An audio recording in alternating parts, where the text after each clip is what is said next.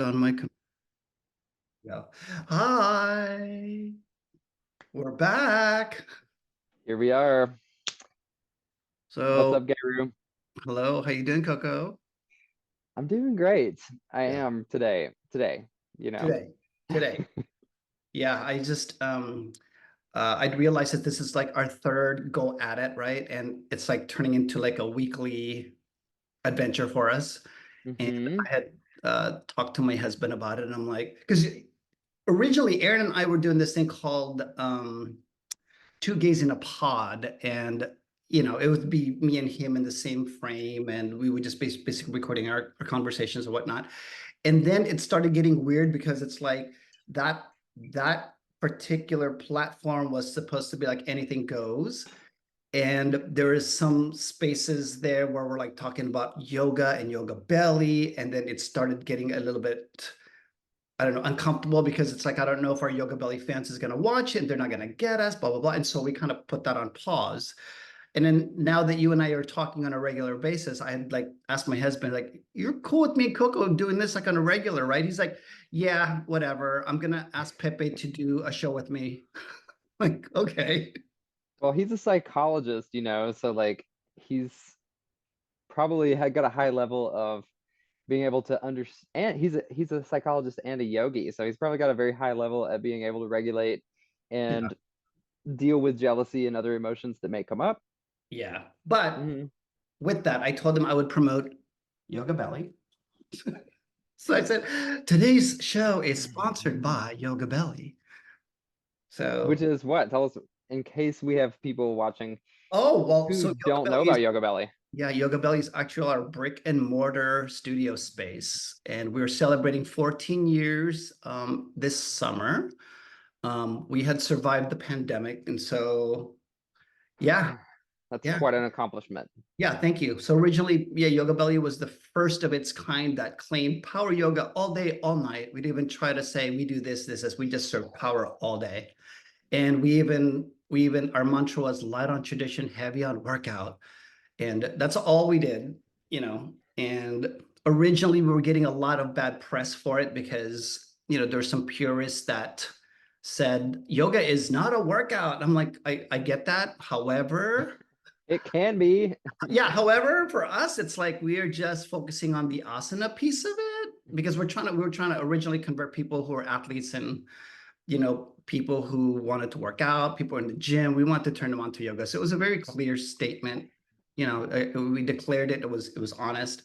And then since the pandemic, we realized we need to soften a little bit. I especially found yin yoga, and I'm like, oh my God, yin is magic. And so when we reopened, we actually offer more yin yoga classes at Yoga Belly. So a lot more softer practices, but like power is still there. But thank you again. Shout out Yoga Belly, Mountain View, Woohoo. California. Yeah. You're gonna get to see the studio when you come visit. And I'm Yeah, sure I'm gonna ask you to go teach a couple of classes too, just to give some, Costa Rican flavor. I would be so honored to Oh, absolutely, absolutely. and bring my yoga belly with me. Yes, absolutely. Yeah, So, actually, I have to say your slogan has been impactful to me. I just want to mhm, like throw that in there because I discovered you at a time that I was part of a yoga studio that was extremely like became extremely militant and extremely serious about, like being PC and progressive on all things. And they locked down on like tradition and became hyper vigilant of cultural appropriation, even when it wasn't really happening, in my opinion. yeah. And it was so annoying. It was like so, I mean, annoying isn't even the right word. It was like paralyzing to me as a creative and expressive and non-traditional person.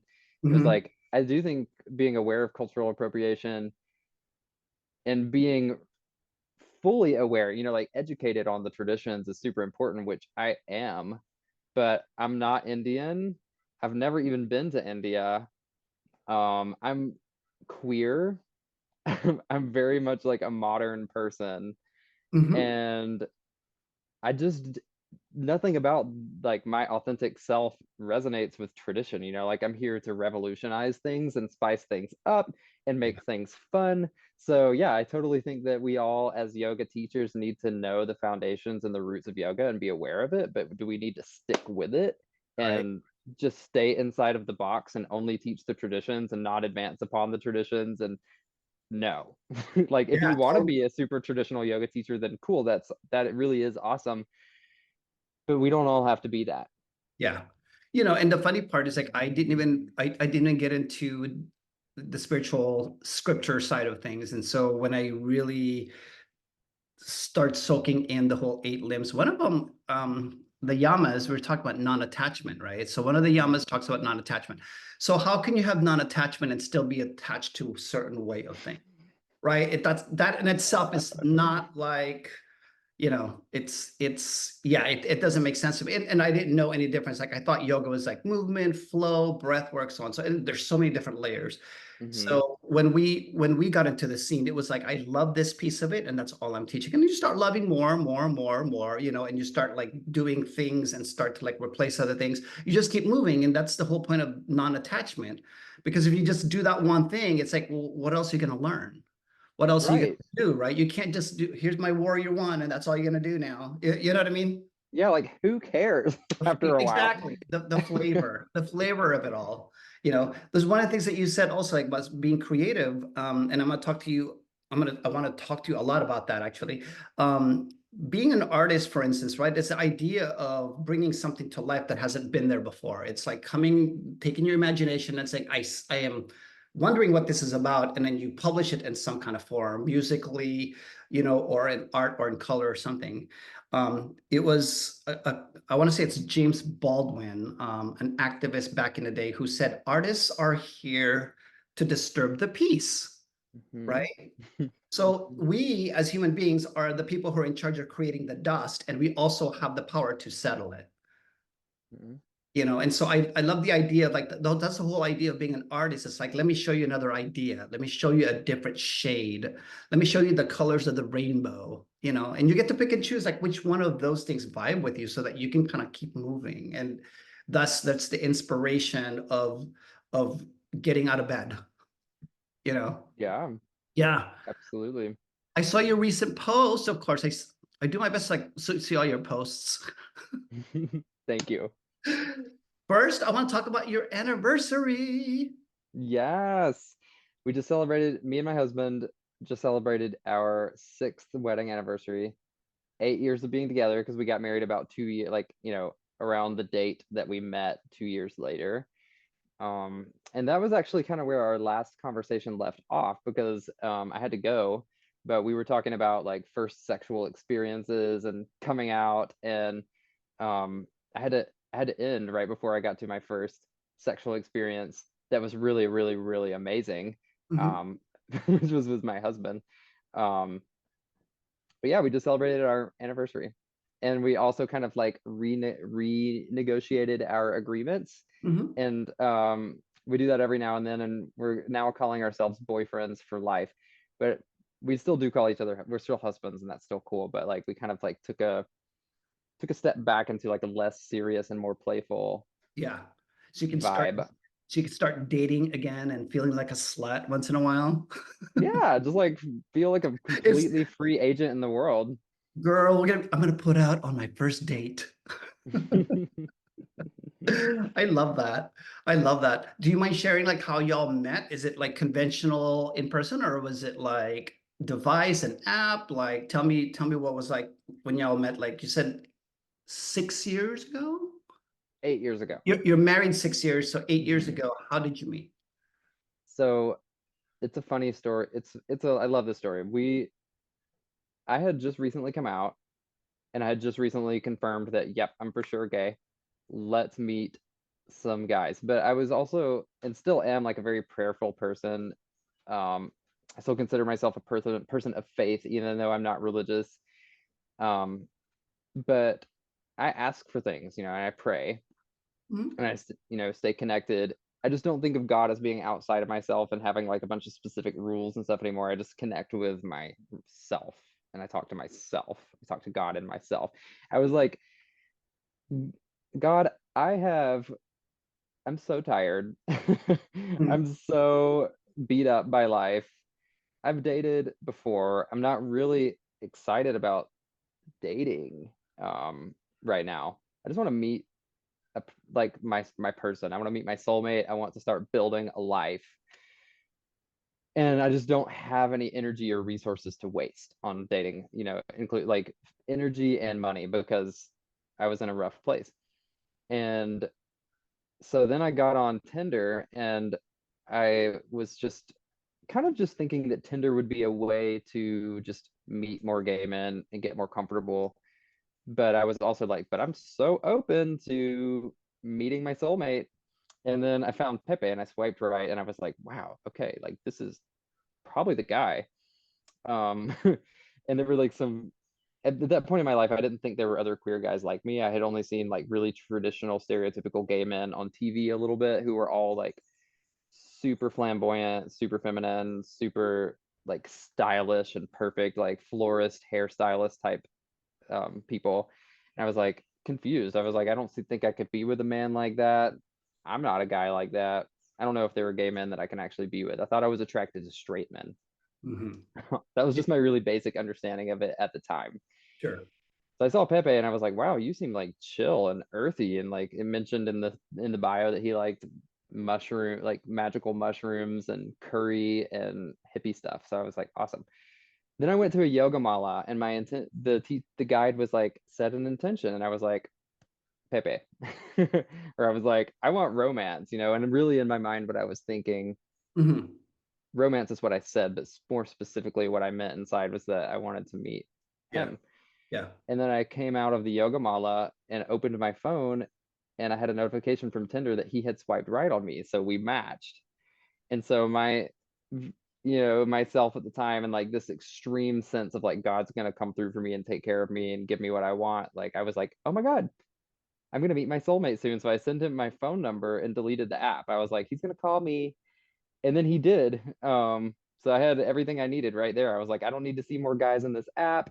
He's gonna call me. He did. We started talking every night, and then that turned into from texting that turned into like FaceTime phone calls, just talking about our day and talking about life. And then I bought tickets. I bought 2 tickets to a concert in his town that I wanted to go to. He lived like 3 hours away from me.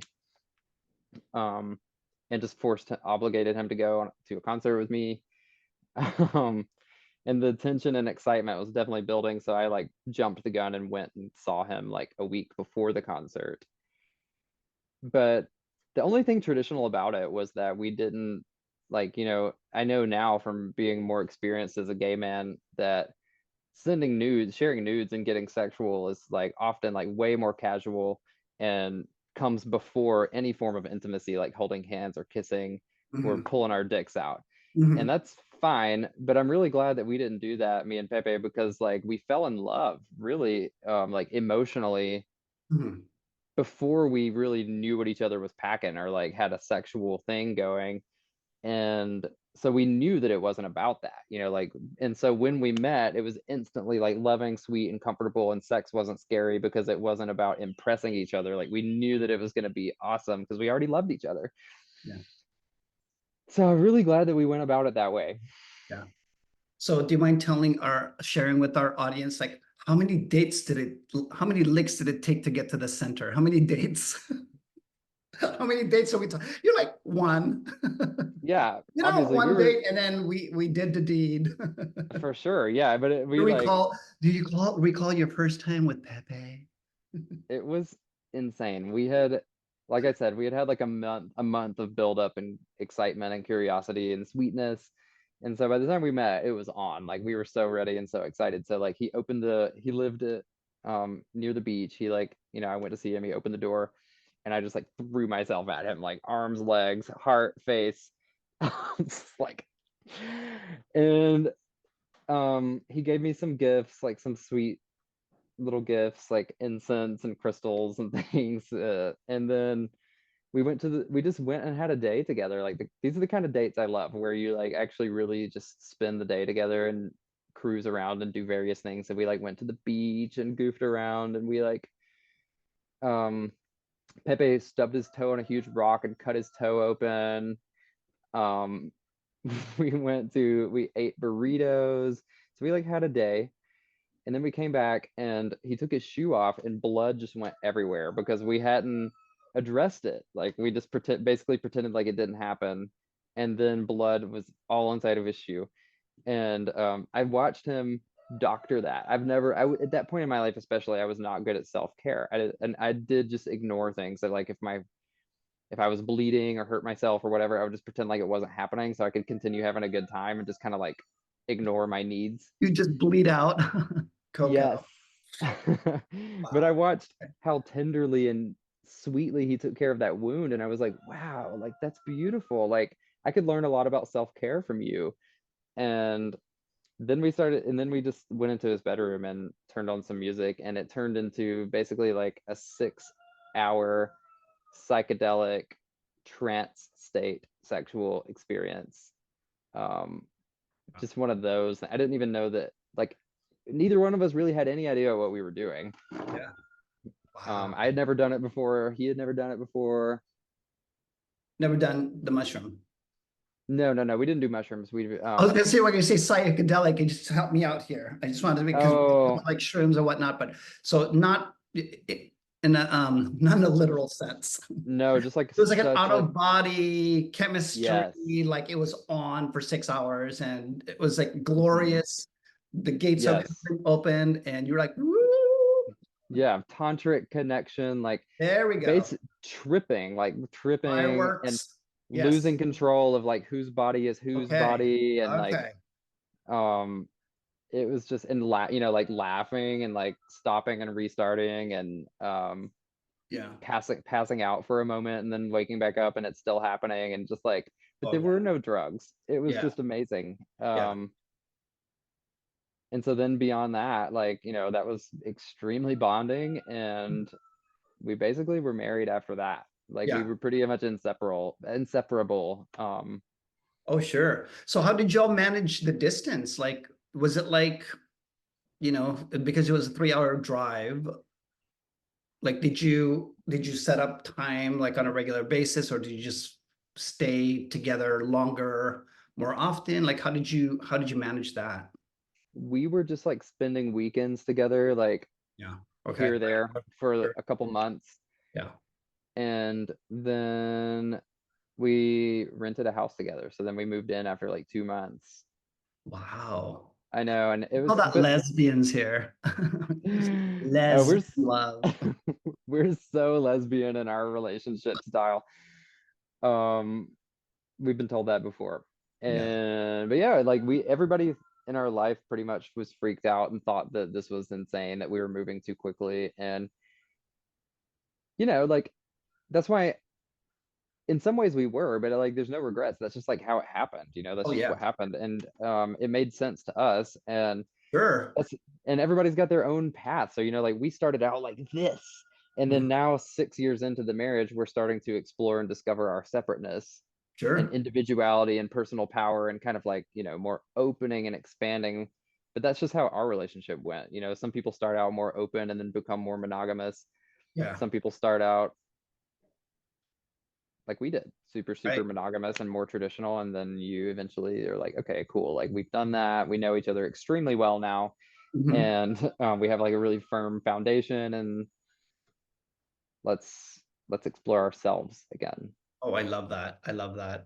Yeah, Aaron and I met in person, and we're actually celebrating our 22 years together, May 4th. May the 4th be with you.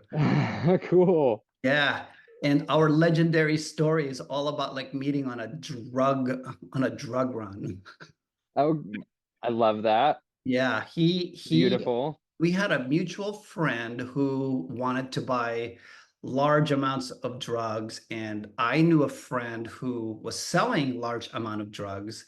And in this one particular night, our mutual friend called and asked me if it was okay to bring somebody else with him. And it's like, sure, why not? So he brings Aaron with him, and I kid you not, he walks to the door, and I'm like, oh my fucking Lord. It's because Aaron's like 6'2", 6'3", and I'm like 5'6". And so kind of like you and Pepe. He's like, he's tall, man. So the moment he walked in, I'm like, oh my God, I just want to climb up them shoulders and sit there. I know the feeling. I'm like, oh, who is this? And mind you, I was already like, I was in a relationship, but it was, it's just, it wasn't a good one. It was, yeah. And so lo and behold, we had this one night of just really into each other and so on and so forth. And it so happened like 2 weeks later, after our initial meeting, I had in those 2 weeks I'd broken up with my ex, and we were all supposed to go to this club opening in San Francisco, and my ex obviously is no longer in the picture, so he was out. Our mutual friend decided he wasn't going to show up, and so it was just Aaron and I who ended up going by ourselves, which then turned into a date, which turned into a one night stand that just never stopped.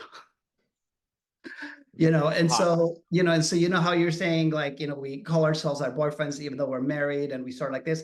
I would tease Aaron or tell our friends, like, yeah, Aaron's like the first one night stand who just never went home. you know Hmm. but it was definitely chemistry from day one. Just like your story, it's like once we closed the door to a bedroom, it's like it was hard for us to get out of it. And it was like one of those things like, when am I going to see you again? So on and so forth. Until such point, maybe I gave him a house key after like maybe 2 weeks. And he was like, don't you think it's a little too soon? And I'm like, oh, honey, everybody has keys to my house. And I'm not talking just, like guys or anything. Like, all of my besties had keys to my house. Like, just drop in whenever you want. Because my house back in the day was located between San Jose and San Francisco. So it was called like the hub. It was where everybody met, because sometimes we'd go out to San Jose, sometimes we'd go out to San Francisco. So because I was right in the center, all my friends would come and do like a pre-party kind of deal before we would head out to the clubs. And so when Aaron had found out, like, it wasn't so much like I was moving so fast. It's like, holy shit, this bitch is like giving his keys to everybody. And that's when I Was knew he overwhelmed by your openness? he was. I think it was taking a little. So he grew up in, like, just like you grew up in, like, in a religious background and stuff. And so I don't know about like your upbringing in terms of like having friends around, but he didn't grow up like having friends and whatnot. Like, he grew up in church basically, and with church people. Hmm. And so as the older he's gotten, he's starting to come out. He's 28 in this story. I'm 35. So it's a little bit older and more established or whatnot. But yeah, it was a trip for him to see all these people just come through the door, and we'd all be like big family and whatnot. And he was drawn to that energy, I believe. And a lot of that still carries on to this day. Like, I would be the person that I'm like, oh, come over here, let's be besties. Hmm. And Aaron's also very, very friendly like that. But there's definitely a sweeter, romantic, more softer side to Aaron than for me. I'm like, let's go, zero filter. I'll just put stuff out there and like not even concern myself or like what it looks like or sounds like, you know. Hmm. Obviously.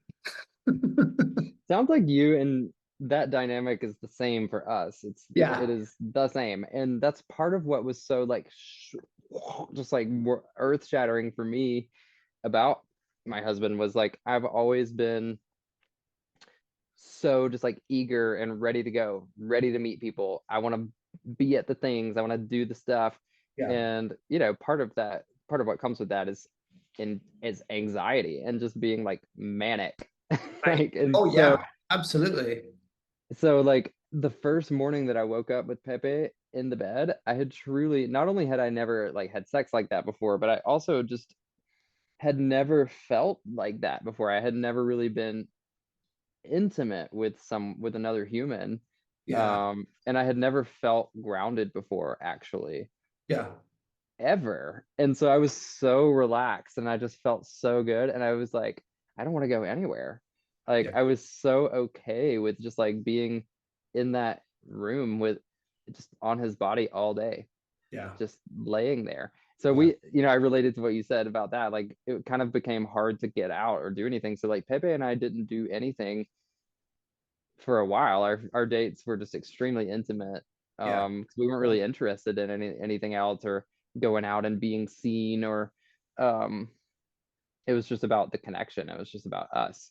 Yeah, totally. You know, and I think we touched on it like last week. We talked about like what was your first experience and how for me, like I was telling you how awkward and how guilty and like I want to shower and all that stuff. It was a trip because most of the people, if not all of the people I had an experience with, I had to be drunk out of my mind.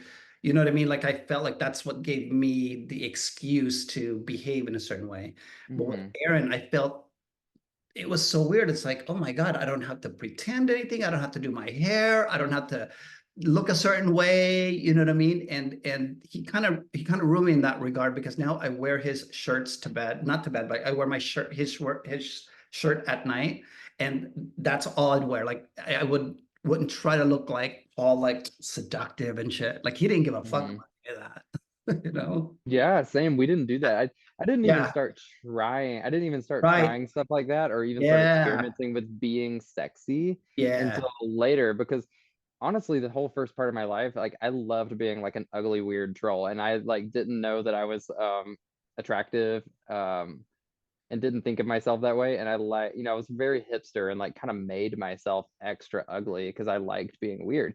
So Mhm. like I didn't even like Yeah. I was still kind of like that when I met my husband. I was like I was not wearing cute clothes or anything.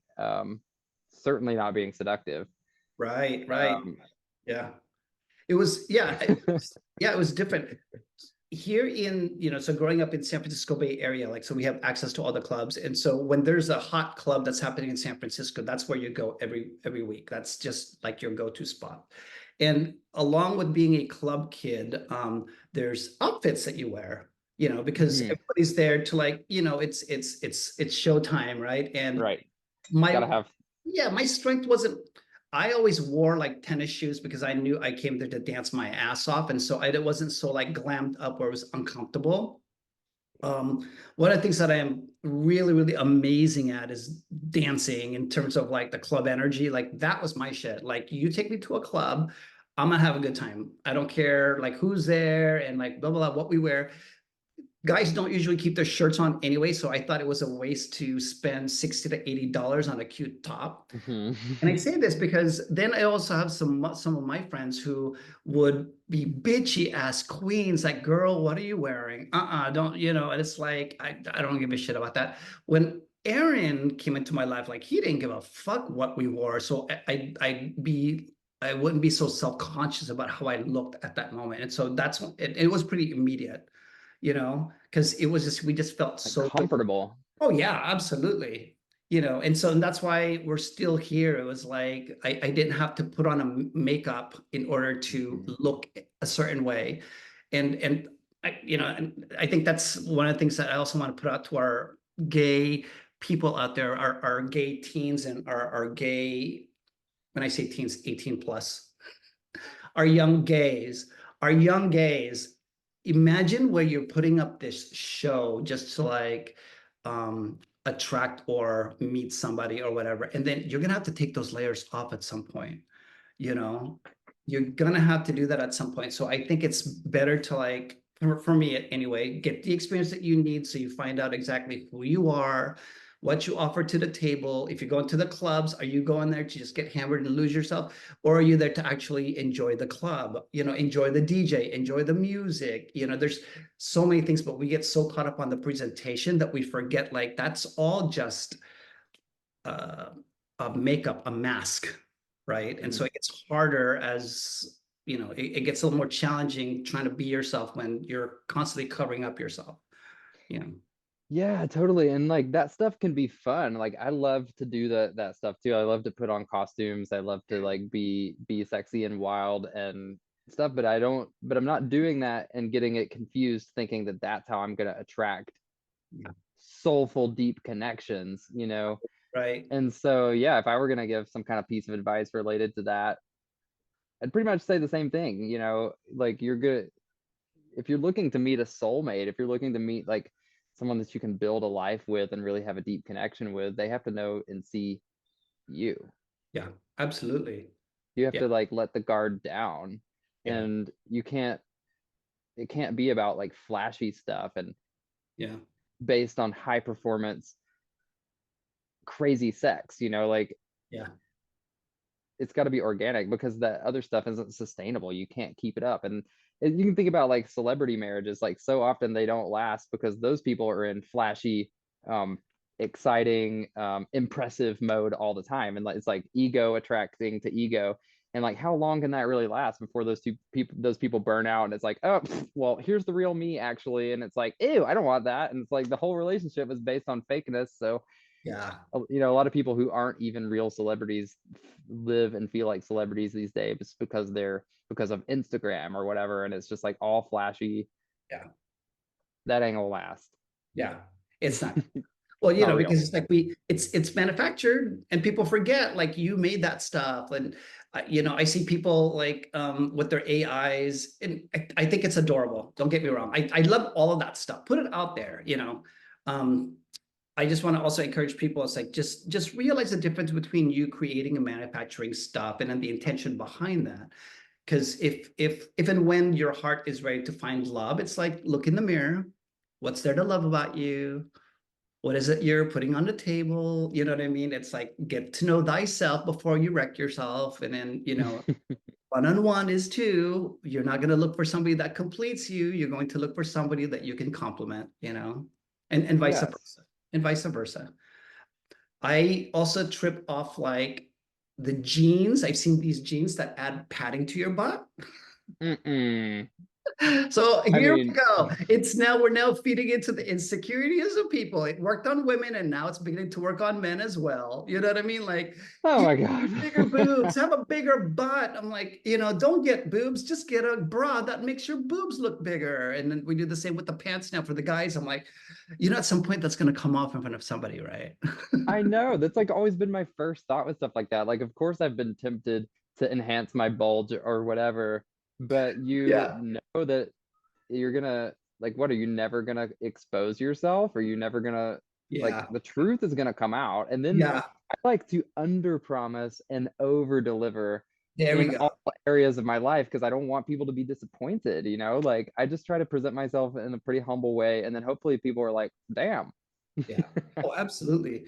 Yeah, there's got to be something immensely unique about you, and you want to lean in and figure out what that is, and that's what you show. That's what you show off to the world, right? Yes. Yeah. I want to go back to That's earlier. You said something about like meeting Pepe for a concert, and no, it's not Avril. What was the concert? Who? you probably haven't heard of this band because they're pretty niche, but it's called Nako and Medicine for the People. Okay. And at that time in my life, that music was actually a huge part of my like unraveling from religion and like awakening because that's what it was about. It was like very trippy, spiritual, poetic. I mean, that's what he was trying to do. It's called Medicine for the People. So he's trying to wake people up with this amazing music, and it was really impacting me. And Pepe liked them too. And they were doing an Earth Day concert in his town. So when we were chatting and getting to know each other, I was, of course, like, I love Knockout and Medicine for the People. And of course, he was like, me too. um, because you always were like, what kind of music do you like? And I was like, oh my God. And then he was like, they're coming to my town in about a month. And I was like, immediately like, Ticketmaster, 2 tickets, please. Yeah, that's awesome. So may I ask also, I know that you have a big, huge space in your heart for Avril Lavigne. How and when, why, what song? What's it, the skateboard punk thing? Like tell us everything. Okay. There Because is so you went many. all the Are way you to, sure? I want you to take me all the way from the beginning, all the way to Italy. Go. Okay. Yeah, she's incredible. Like I feel like she is me as a girl. And or like, she's like a soulmate in a way. And I recognize that immediately because I was super, super weird. Um, I was born in a very small conservative, like redneck southern town, and I didn't love being weird at first. And then I was about 11, 12 years old, and I heard this song, Anything But Ordinary, from her first album. And it just I had never resonated with the song like that before. Like I love not only just like I loved how it sounded and it like perked me up and made me happy. I was listening to the words and I was like, fuck yeah. She like helped me to embrace and enjoy being a weirdo. and be like, I don't want to fit in. Because, like 11, 12 is like when everybody's so obsessed with fitting in. I was like, I don't want to fit in. I want to have fun with this. Yeah. Um, and so and then I heard other songs of hers and of course loved all of them too. And I saw her and I thought she was like the most beautiful girl I'd ever seen. Mm. Um, and I was like, if I was a girl, I would want to, or, like, then it didn't really become, it wasn't really about like, that she's a girl anymore, or like me as a girl. It's just like I want to be like her. My hero. Yeah. And like her story too, like she just busted out of a small town where nothing ever happened and just fucking she dropped out of high school and just made it happen, just made a career for herself. Super inspired by that. And also like she's not like a progressive queer kind of person. Like she's not like doing that on purpose, but if you think about it, she's very like kind of gender fluid and kind of like gender bending in a lot of ways, because Sure. she started out super tomboy, and like as her career went on, you saw her like embrace her feminine and playful and pretty. She like realized that she was pretty and like was like, okay, I can do feminine too.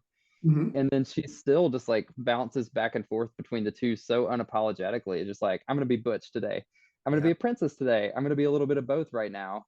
Yeah. And um that kind of happened for me in my path too. And like honestly, she was kind of a role model for that, because I was like very in my early teen years, like wanted to be more masculine and train myself. She was kind of there too. And then I saw her embrace her femininity, and then I was like, I'm gonna embrace mine too. I'm gonna be pretty sometimes. Yeah. um and so yeah, all of that. And so I stayed with her through the years and like watched her go through all these different phases. And like a lot of people like turned on her and hated her when she turned out to not just be the punk ass teenage bitch that she came out as. Yeah. And we're like, you're not real, you're not punk, you're just a pop artist. And then but what I saw was like, she's fearless and shameless about showing the full spectrum of what she can do. Oh, absolutely. And so I was super inspired by that too. I was like, no, it's not that that wasn't real. It's just like, yes, and like she's super dynamic and multifaceted. Yeah. So I just stayed obsessed with her for many years. And then finally, she disappeared for a while. She had Lyme's disease. So she wasn't recording or performing or touring for like 5 years. And a lot of That's people what thought, happened. I didn't even know it. I just thought like she faded, but oh, she took a break. Okay. right, she was like bedridden and didn't know what was wrong with her. She didn't know it was Lyme's disease. And so that's when everybody forgot about her and it's just assumed that she's just done. Yeah. But then when she came back and started touring, I was here in Costa Rica and she had like released a new album. It slapped. I loved it. And then she toured and she went all over the United States and everywhere. And I was so sad. I missed it. I was like, uh, and then because my enthusiasm for Avril had like climaxed, I was like, I love her Yeah. and I want to see her in her new form. Yeah. And so Pepe was sad for me because he knew how sad I was. And so then she did a European tour. And so Pepe was like, fuck it. Um, like it would be way cooler to see her in Italy than North Carolina anyway. Like we've already been to North Carolina, but I want to take you to Italy, so we'll do both. And so we took an Italy trip, and um, it wasn't it wasn't about seeing Avril. It was just like going to see Avril, but also spending 3 weeks in Italy. Um, Pepe's family is Italian, so um, that was special. There's a lot of things. That trip was epic. Nice. Oh yeah, it was beautiful, man. Like so jealous. I mean, someday I too will go to Italy and see Madonna. I hope so. Have you ever seen? I know you've seen Madonna. Have you ever seen her in like pilgrimage to see her in an epic location? I mean, like just locally, but I've seen, I would say, like, I missed two concerts. And was it two concerts? Maybe just one concert, only because she didn't come here. And it was like a very limited show tour or whatever. And yeah. Um, yeah, but like the moment that you start expressing your adoration for Avril, I'm like, oh, I know that feeling. Yeah, like I know exactly that feeling. She called to you and like, oh my God, yeah. the truest gay boys I think around the age of like 11 to 13, like God assigns you Yeah, a specific diva that is your role model, and your true. job is to adore her and support everything she does. Oh, And that's so true. So true. yeah. Yeah, here at home, it's like we have an emergency evacuation strategy. And a couple of years ago, RIP to our two doggies. We had three dogs at one point, and we live in a two-story house here in the suburbs. And we had started talking about an emergency evacuation in the event something goes wrong. Fire would be maybe top of the list. Aaron said, what do we salvage? What do we want to make sure we walk out of this house with? And I'm like, for sure, my 6 crates of Madonna collection. He's like, and the dogs, the dogs can run. I did not, I did not save 40 years of memorabilia just to have it go in flames. Go get the Madonna crates, and I'll see you downstairs. I'm not even Fuck the doing. dogs. I'm not even doing the work here. I told Aaron, grab the crates. I'll see you downstairs. You're terrible. Wait, I'm six. being serious, man. It's like, look, like that painting, Mhm. you better grab that painting. That is number 600 out of 750 prints. So Irreplaceable. yeah. So yeah, so I get the connection, and I get that I get how the music also kind of carries and tells your story as we grow up with them, you know? Like when Mhm. Madonna, obviously, like when she had kids, for instance, like, oh no, she's a mom now. It's never gonna be the same. It's like, no, she didn't go, fuck. You know? Yeah, like nobody's ever the same. We're all going through phases and stages, and Yeah. yeah, like you probably every good memory you have, or like, is infused with a Madonna song, because Oh yeah. you're listening to her all the time, and so it really just infuses your life, and Oh, then the absolutely. songs have more meaning and more feeling in them. And Yeah. so Oh, yeah. definitely. Like I like her music second. I like her brand first. Because she was also she was already modeling before she became this global sensation. So Mm, she was already comfortable being in front of a camera, and that's why I think it worked to her advantage to be in front of a camera making videos. She says she mm. wasn't awkward. She was herself. And one of the things that she said earlier on an interview way back in the 80s was like, she said she was accused of using sex to sell her stuff. And she's like, I've already known I was sexy from the get-go, and I can't help if that shows up in my work. Yeah. Right? It's like, Same girl. right. I hear you preach, and I think that's why she identifies with the gay man. It's like, girl, you can't crucify me for being sexy. You can't crucify me for my sexuality. That's silly. That is silly. That is my stuff. And if you don't want to see it, go look over there. Stop obsessing over here and looking at things that you're uncomfortable with. It's like, look elsewhere, you know? Yeah. I Yeah. mean, being obsessed with sex is the same as being obsessed with not being about sex. You know what I mean? It's like Oh, of like course. being repressed or being not sex positive is like also an obsession with sex, just in a negative way. Oh, totally. Totally. So speaking of sex, Again.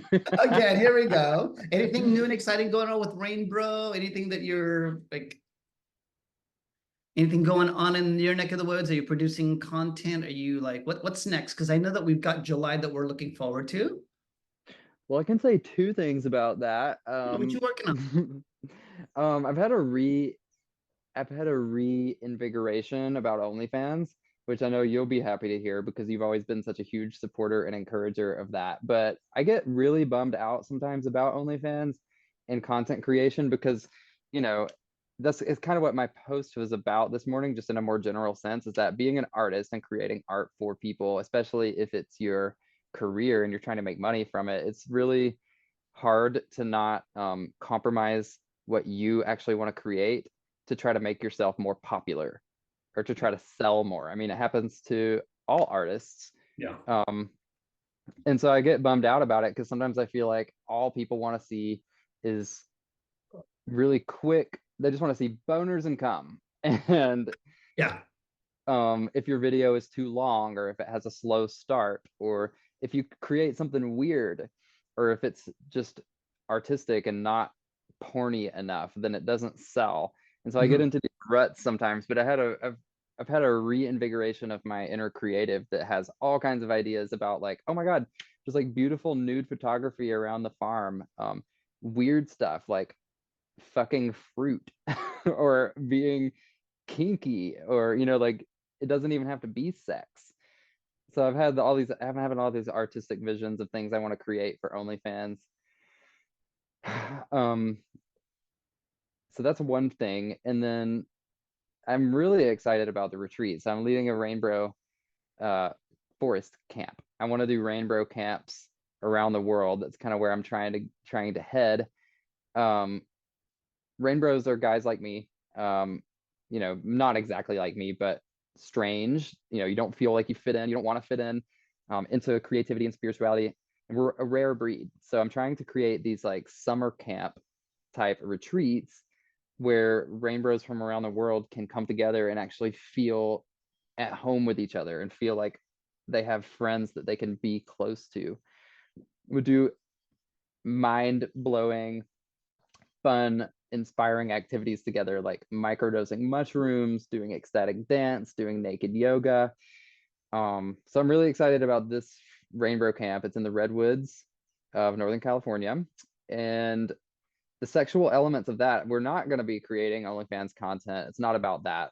That's separate. That's different. This is about connections. So we're going to have like group massage, and kind of allow the guys to say, like, on a scale of 1 to 10, how sexual do you want this to be for you? We're going to practice communicating boundaries, asking for what we want versus what we don't want. um, we'll have a brotherly circle jerk. So that's another fun thing. Like, I love creating sexual experiences where everybody is included equally. um it's conscious and inclusive. So those are some Intentional. of intentional. Yeah, it's not Yeah, like yeah, right. it's Like anything, whatever happens, happens. It's like, no, let's make sure that everybody's comfortable in whatever direction they're going in, and everybody also acknowledges and honors, you know, whatever that is. yeah. And also encouraging people to try something new. It's like, this isn't how you normally have sex. You're not just going to go through do the drugs you always do and disappear with a super hot guy and fuck. It's like, we're going to expand here, and like we're going to make sure that we're going to try new things. We're going to try connecting with guys that maybe you wouldn't normally.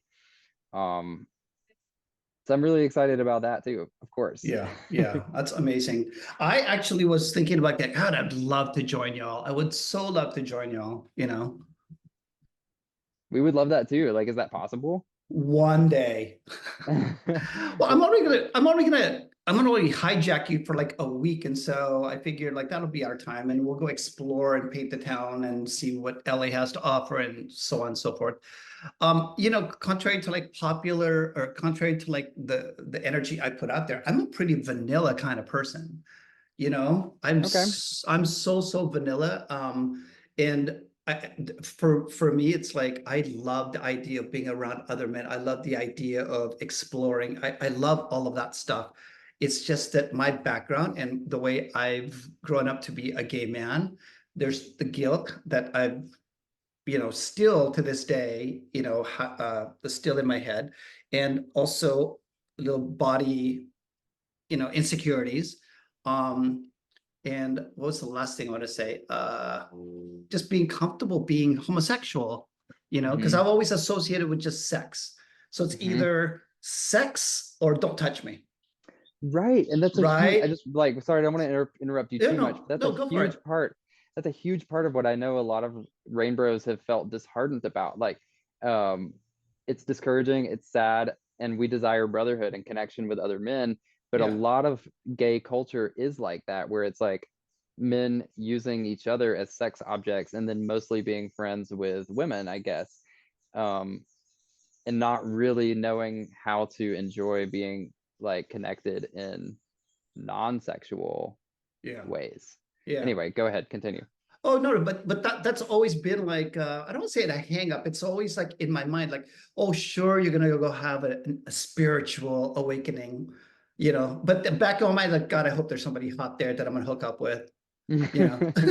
You know, but not to say that that's a goal. It's never been a goal. I've never hooked up with anybody, a stranger from a club, for instance. Like I've never had a one night stand.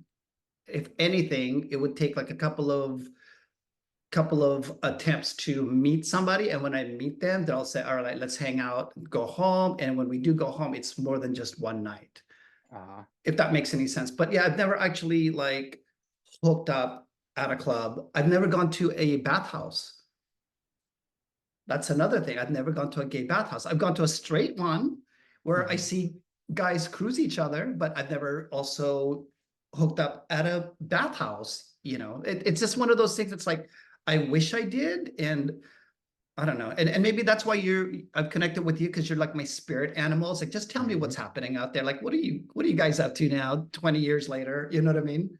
It's Yeah. it's it's so salacious and fun, and also sounds super healthy, you know, because it's not like something that you're doing and then you're not talking about it, or it's a shame thing that you just experienced. It's an exploration, and it's open for discussion and open for exploration.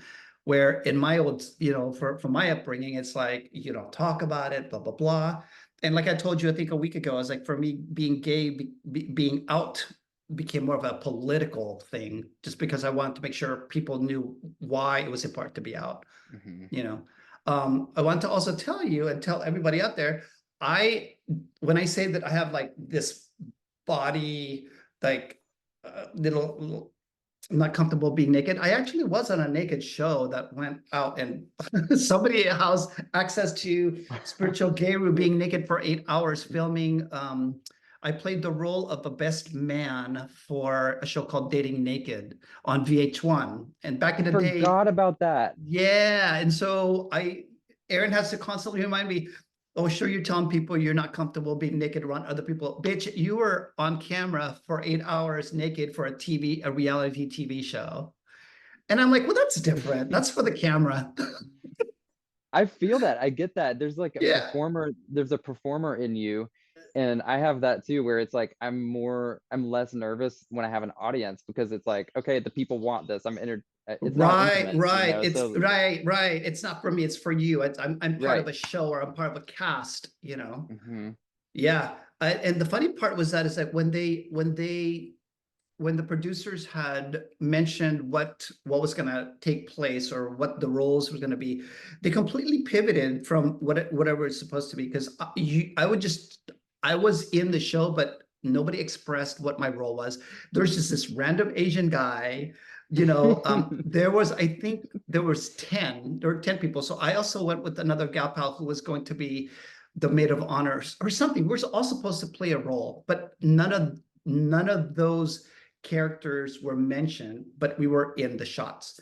So with that said, I remember receiving an email like 2 nights before I was flying to LA to film. And they said specifically to have these colors so that we can wear these clothes at the wedding ceremony. So I'm like, okay, so they want earth tones, blah, blah, blah. So I brought these clothes. They picked me up from the airport. They paid for a hotel, they paid for accommodations, they paid for meals. I show up, we're like, okay, here's your hotel room. So they said they're gonna pick you up tomorrow, blah, blah, blah. Please wear your clothes, and we're gonna start off with the ceremony. I'm like, oh, okay. We end up going to the location, and then they said, here you go, make sure that everybody signs the release form. And I said, I didn't actually sign because I have a question about that. And they're like, oh, don't worry, that's not going to happen. And I'm like, oh, okay. So I sign it. The moment I signed it, they said, okay, follow me. And then so they called out the name, saying, well, Cristobal. And I said, yeah, that's me. I said, all right, follow me. So I followed this guy. The director goes, okay, you're going to take off your clothes, and then you're going to hang it on this rack. And I want you to walk slowly as you can. And then you're going to exit. And I'm like, I was like sitting there going, I thought we were going to do a wedding scene. You didn't know that you were going to be completely naked? They told us that we were going to do a ceremony, but they said that yes, that I agreed to be naked. I agreed to be filmed. I agreed, but the setup was so weird, but they asked us to be in clothes. So it's a mindset, right? It was just the mindset of like, oh, I don't have to be naked. Well, that's cool. I'm just gonna play the role of the best man. But because I was already prepared in my head, like you're gonna be is this naked show, it was just really a switch of like, oh, that's weird. I came in the colors that you wanted. Now you want them to be taken off. And it wasn't just that. It was like I was by myself with a cameraman filming this. I mean, just imagine like, what the fuck is going on here? It was just such a mind fuck. And then they said, so we did the first take. And then the second take, they said, cut, let's start again. We're gonna try a different angle. I'm like, fuck, all right. So I'll go back to my clothes. I put the clothes back on. All right, ready and action. And I'm taking the clothes off and they go, cut. And they're like, and I'm like, yes. It's like, could you take one sock off at a time and slowly, because I was just like ripping everything off of me. So it's like they want like a slow reveal. Uh-huh. And Love I'm a like, slow reveal. a slow reveal. And so finally, when they finally got it, they finally got it. So I walked across this walkway and I go towards the thing and they said, okay, cut. They said, that was great. Go ahead and walk and go back to the group and somebody will have a wrap for you. So I'm like, okay. So I'm now naked and I'm walking towards away from the scene and they open up the door and fucking the whole camera crew, production crew were sitting there and somebody was across the other side with a blanket for me to wrap. So I had to like, here we are.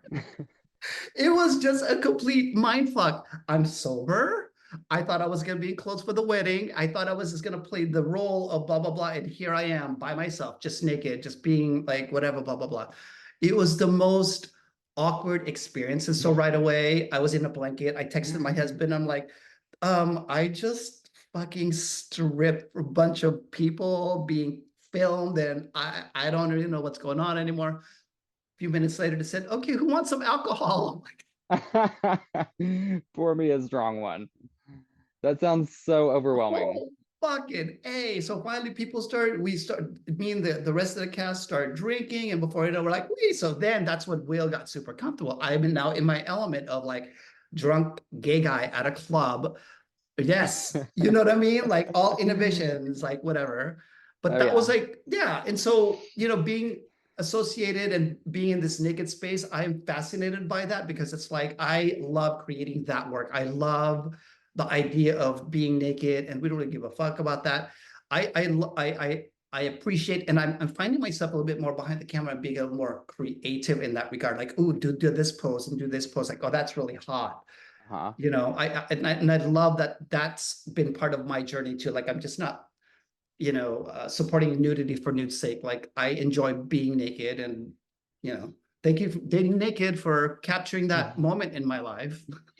Yeah, talk about embracing discomfort, which is my other life's mantra. And that's what it means is like be willing to throw yourself into some uncomfortable situations because on the other side of that fear and resistance is always liberation and more joy and more ease Yeah. because as you move through your resistance and things that make you uncomfortable, the more comfortable you become in the world and in your body. Yeah, yeah. And then you start to like make distinctions of like what's a big deal, what's that wasn't such a big deal. It's like a layer that you're just peeling off, you know. Hmm. That's RuPaul said, hey, we were born naked, the rest is drag, Yeah. Yes. And you that's so know. true. That's real. Yeah. I want to ask you, so how do you feel about like bringing in guests to this platform? Do you mind sticking around with me for a while until like we kind of make this a weekly thing? Is that an option until like obviously if something else comes up that you won't be able to make the shoot?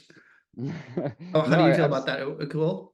I absolutely want to. And I say, I wouldn't say the more the merrier necessarily, because we don't want like 10 people in here at one time, but I Oh, would of love to course. have Yeah. guests on here. That would be awesome. Okay, great, great, great. Yeah, I've already like talked with my new guy pal, Jacob. Yay, Jacob, Mr. Handstand. Yeah. Yeah. Bring him in Um, here. yeah, we spent a lovely weekend together. he led our handstand workshop over the weekend, Saturday and Sunday. The funny part is like there was, of course I connected with him and there was a lead up a couple of months ago. And the more that I connected, the more that we spoke, so on and so forth. I'm like, this is a pretty solid guy and I love his vibe. I set this intention. Like I said, all I need to do over this weekend is make sure, one, this guy's legit, and two, that he will come back, and three, that he falls in love with me and Aaron, because we need this kid to be all in. And so it was a great experience. Very, very he's very sweet soul, and I was making sure that this guy wasn't like arrogant, like, look at me, I can handstand, very he's grounded. There we go. He's grounded and he is very passionate about his work. And so I love that. And so when we left, we hugged it out, like, I love you. We're like, oh my God, yeah, I love you too. Yay. I'll see you in a couple of weeks or a couple of months, bro. Oh, and by the way, he was kept calling me bro all weekend. So And how does that feel? How do you like that? I kind of love it, to be honest. It's like, well, it's cool. I have somebody who calls me bro. He called Aaron daddy on the last day, which I thought that I love that too. You know what I mean? Like he's just like getting in there. It's like being super, super comfortable. Mm-hmm. He's of Christian faith and he, heterosexual alliance, and he also said that, yeah, I would love to be on your show. So, we're gonna bring him That's on, and awesome. yeah, if not next week, but the week after. I just got to set it up with him. Because I want to encourage all of our brothers out there. Like, yoga is yoga. It's gonna come in different shapes, size, shades. And the more people that we introduce on in our little show, I think it'd be super cool to like remind people, like, here's another version of yoga. Here's Mm-hmm. another type of yogi. Mm-hmm. And it's always so refreshing and fun to me to meet people that like remind me to not fear or be so like up in arms about different things, It's like it's really refreshing and relieving and cool to meet people that claim the Christian faith that are cool and that I can hang with. Yeah. And it's cool to I love it. I love meeting straight guys that will call me gorgeous and stuff because it's just cute and silly and funny. It's like, and it Oh yeah. feels they're really those people are very comfortable with themselves. Yeah. Jacob had me when we talked about like what God means to him, and he's also a yogi. He's like, well, God is however that shows up for you. And I'm like, really? It's not just, he's like, no, it's not just Jesus, or like, like, however that shows up for you, that is God. And I'm like, I love this kid, and Totally. he's your age. He's only 32. Man. So yeah, super Yeah, young people yogis.